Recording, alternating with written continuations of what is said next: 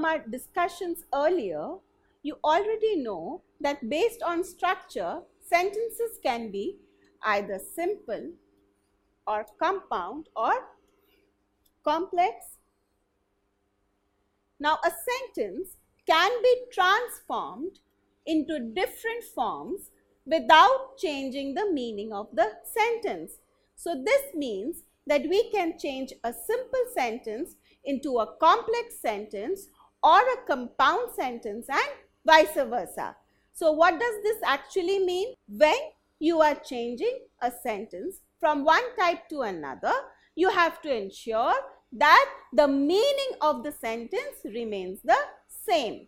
So, transformation is the method of expressing the same idea, meaning or concept in a different grammatical form. Today, we will learn to transform a simple sentence to a complex sentence. So, let us quickly revise the features of each. Now, if I say, Mark and Jim play tennis every day, it is a simple sentence. But if I say, Mark and Jim play tennis every day after they return from school, then this sentence is a complex sentence. Now, what are the features of each? A simple sentence has one main clause and no subordinate clause, and it has one finite verb, play, whereas a complex sentence has one main clause and one or more subordinate clauses. In our example here, it has one main clause, Mark and Jim play tennis every day, and one subordinate clause, after they return from school.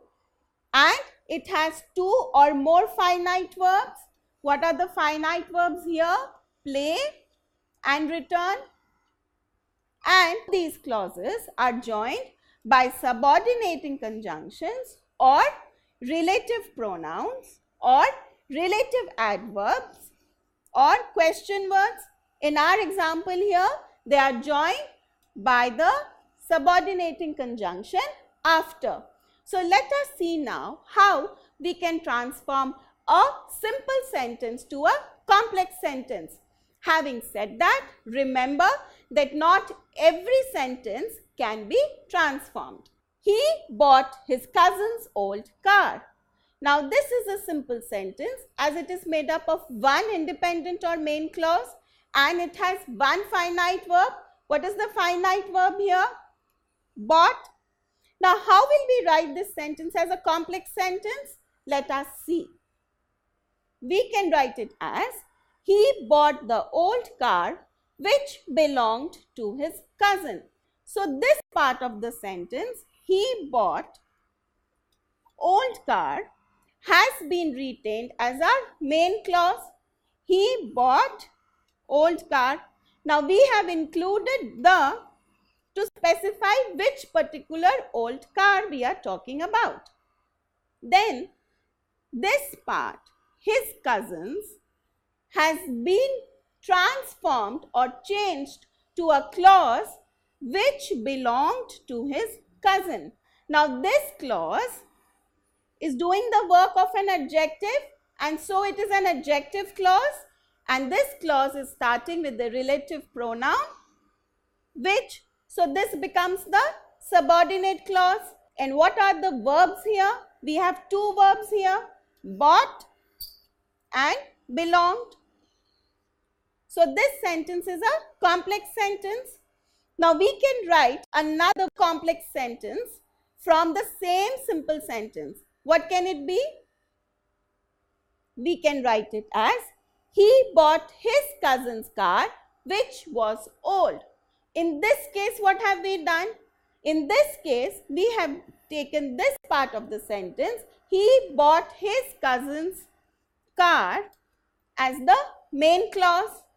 So, he bought his cousin's car remains as it is, and old, the adjective old has been replaced with the adjective clause which was old. So, we have introduced another finite verb, was here. So we have two finite verbs in this sentence, bought and was. So this sentence becomes a complex sentence. The team worked hard to win the championship. Now this sentence has to be changed to a complex sentence. Now how will we do that? First, let us identify the finite verb in this sentence. So this sentence has only one finite verb, worked. To win is the verb here which is not in its finite form. So how will we change this sentence to a complex sentence? We will keep this part, the team worked hard, as it is, and this will become our main clause because this can stand on its own. The team worked hard, and this part already has a finite verb, worked. So what we really need to do is work with the second part of the sentence, to win the championship. And how will we write this sentence as a complex sentence? We will write, the team worked hard so that they win the championship. So what have we actually done here? The team worked hard stays as our main clause, and this part, to win the championship, is showing us a purpose. So this part is replaced by an adverb clause of purpose, and it becomes so that they win the championship. And here if you notice, to win has been changed to its finite form, win. So our complex sentence becomes, the team worked hard so that they win the championship.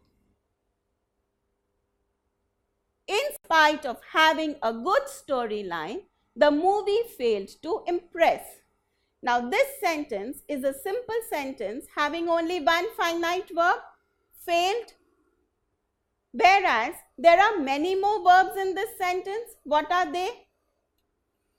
Having and to impress. So how will we write this sentence as a complex sentence? We will keep this part, the movie failed to impress, which already has the finite verb failed, as it is. This will become our main clause, and we will change this part, in spite of having a good storyline, to a subordinate clause to form our new complex sentence. And how will we write it? We will say, although it had a good storyline, the movie failed to impress. So what have we done here? This part, the movie failed to impress, is our main clause, and this part, in spite of having a good storyline, has been changed to although it had a good storyline, and we have used the conjunction although to make it a subordinate clause. And why have we used had? Because our original sentence has a finite verb failed, which is in the past tense. So we have used the past tense had. Now remember, because we have used the conjunction in the beginning of the sentence, we have put a comma after the clause to separate it from the main clause. Now we can also write this sentence as, the movie failed to impress although it had a good storyline. So if you have been given a sentence and you have been asked to rewrite it using although, this is the way you do it. So actually what you are doing is changing it to a complex sentence. On the arrival of the last passenger, the plane will leave. Which is a finite verb in this sentence? Leave. Will is showing us that something will happen in the future. So how will we write this sentence as a complex sentence? We will keep this part as it is, the plane will leave. This will become our main clause, and this part, on the arrival of the last passenger, has to be changed to a subordinate clause to form the complex sentence. And how will we write it? We will write it as soon as the last passenger arrives, the plane will leave. So what have we done here? This part stays as it is. The plane will leave. This is our main clause. And on the arrival of the last passenger has been changed to as soon as the last passenger arrives. So we have changed arrival to its finite form, arrives, and we have used the subordinating conjunction as soon as. Now we can also write this as the plane will leave as soon as the last passenger arrives. So we can either begin the sentence with as soon as or use it in the middle of the sentence. And if we begin the sentence with as soon as, we have to use the comma to separate the main clause from the subordinate clause. She declared her innocence. Here we have one finite verb, declared. So how will we write this sentence as a complex sentence? We will write, she declared that she was innocent. So she declared stays as it is. It becomes our main clause. It already has the finite verb, and the part her innocence has been changed to a subordinate clause using the conjunction that, and a subordinate clause becomes that she was innocent. So we have included the finite verb was to make it a clause. Now let us try to do this exercise. Transform the following simple sentence to complex sentence. Her parents were delighted to hear the news of her engagement. Let us first identify the verbs in this sentence. Were delighted, to hear. But which is our finite verb here? Were delighted. To hear is not in the finite form. So how will we write this sentence as a complex sentence? We will keep the part with the finite verb as it is. Her parents were delighted. This will become our main clause because it can stand on its own, and we have to work with the other part of the sentence to hear the news of her engagement. We have to change this part of the sentence to a subordinate clause. How will we do that? We will say, her parents were delighted when they heard the news of her engagement. So what have we done? Her parents were delighted remains as it is. This is our main clause. It already has the finite verb were delighted, and this part to hear the news of her engagement has been changed to when they heard the news of her engagement. So this part has been changed to an adverb clause, and we have used the conjunction when. Now we have already seen how we can change or transform a simple sentence to a complex sentence. Now let us try to do the reverse. Change a complex sentence to a simple sentence without changing its meaning. Let us see.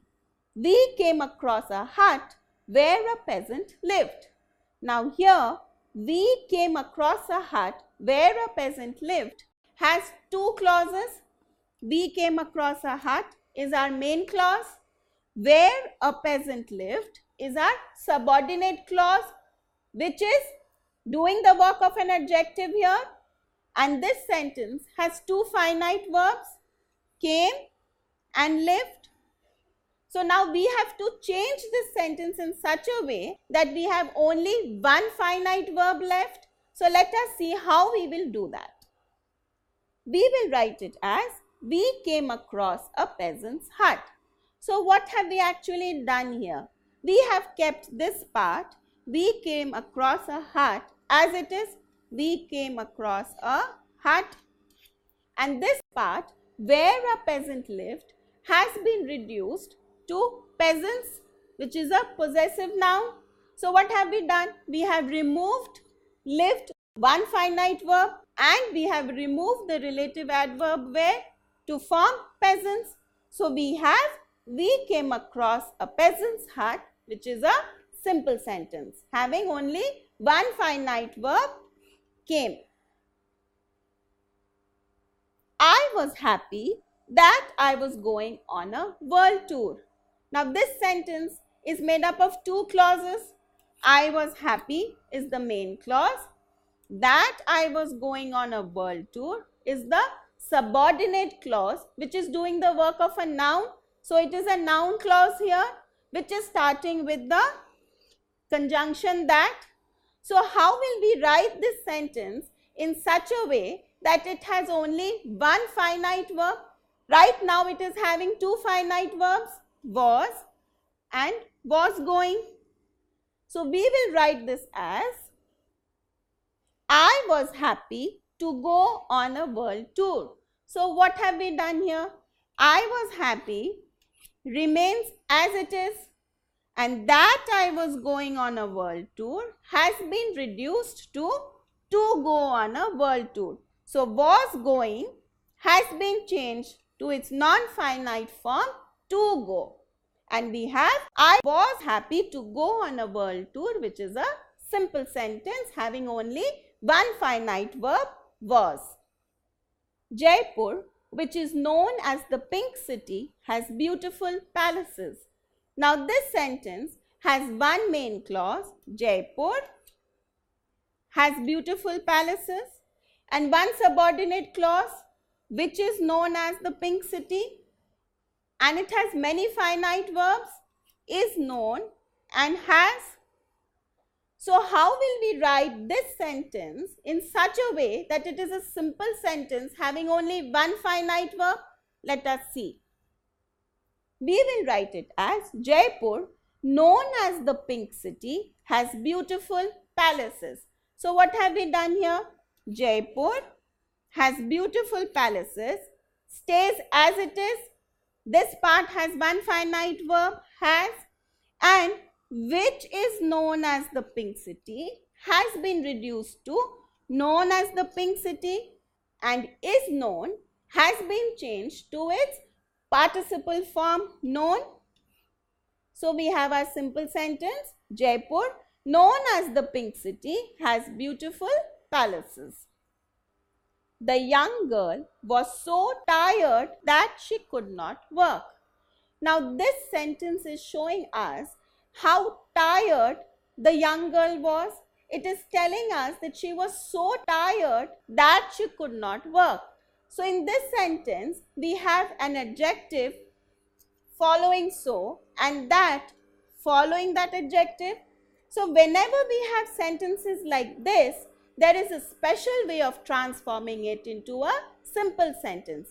And we will write our simple sentence as the young girl was too tired to work. So this part, so tired that she could not work, has been reduced to too tired to work. So in this sentence, the young girl was remains as it is, so that has been replaced by to. Then we have put the adjective tired, and could not work has been replaced by to work. Now you will see that in our simple sentence we have omitted the not. This is because when we say too tired to work, we actually mean so tired that she could not work. So when we write too tired to work, we do not include the not. Now there will be lot of times when you will be asked to transform or write this sentence using to. So basically you have to do the same thing. Now that you have seen how we can transform a complex sentence to a simple sentence, let us try to do this exercise. Transform the following complex sentence to simple sentence. When he saw the police, he ran away. Now this sentence is made up of two clauses. He ran away is our independent clause or main clause, and when he saw the police is our subordinate clause. Now this clause is doing the work of an adverb. Also, there are two finite verbs in this sentence, saw and ran. So how will we write this sentence as a simple sentence? We will keep the part he ran away as our main clause. It already has a finite verb, he ran away, and we will change when he saw the police. And how will we change it? Let us see. We will write our simple sentence as, on seeing the police, he ran away. So what have we done here? We have changed this part, when he saw the police, to on seeing the police. So saw has been changed to its non-finite form, seeing, and we have our simple sentence, on seeing the police, he ran away, with only one finite verb, ran. So what did we learn today? We have learned that we can transform a sentence from one type to another without changing its meaning. Having said that, remember that not every sentence can be transformed. Now, how can we transform a simple sentence to a complex sentence? We can do so by expanding a word or a phrase into a subordinate or dependent clause using a subordinating conjunction or a relative pronoun or a relative adverb or a question word. Similarly, we can change a complex sentence to a simple sentence by reducing a subordinate clause into a word or a phrase. Now, if you are finding this topic a little difficult to understand, all that you have to do is practice more, because you know that practice will soon make you perfect. Don't forget to subscribe to our channel. You can also register for free at DeltaStep.com or download the DeltaStep app to get all learning resources as per ICSE, CBSE, IB, Cambridge or any other curriculum. Over 5,000 amazing lectures across maths, science, English and social science. Our unique interactive video technology keeps you engaged, and our iDictionary feature allows you to quickly revise any concept. Master each topic at your own pace with our adaptive practice technology and 1 million plus questions. Get instant answers and detailed solutions. Be exam ready by taking unlimited mock tests, performance analysis with actionable feedback, personal tutors to resolve your slightest of doubts. That's not all. You can also win amazing prizes like PlayStation, iPad, watches and many more, along with certificates through our Earn As You Learn program. So learning at DeltaStep is not just fun and easy, it is also rewarding. So register for free now.